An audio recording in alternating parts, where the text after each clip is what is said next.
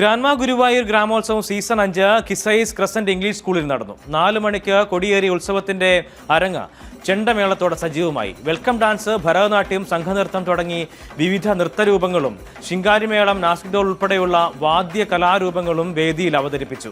തട്ടുകട, അലുവാക്കട തുടങ്ങിയവ നാട്ടിൻപുറത്തെ ഉത്സവ കാഴ്ചകളെ അനുസ്മരിപ്പിച്ചു.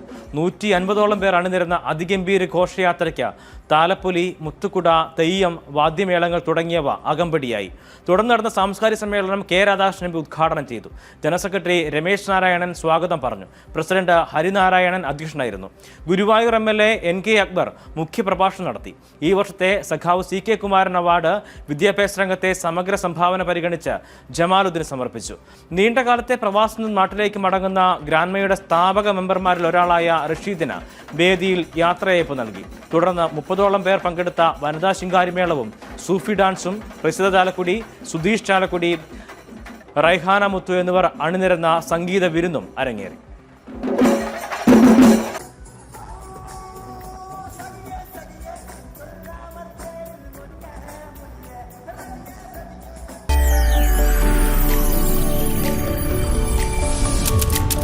NTV UAE to the world.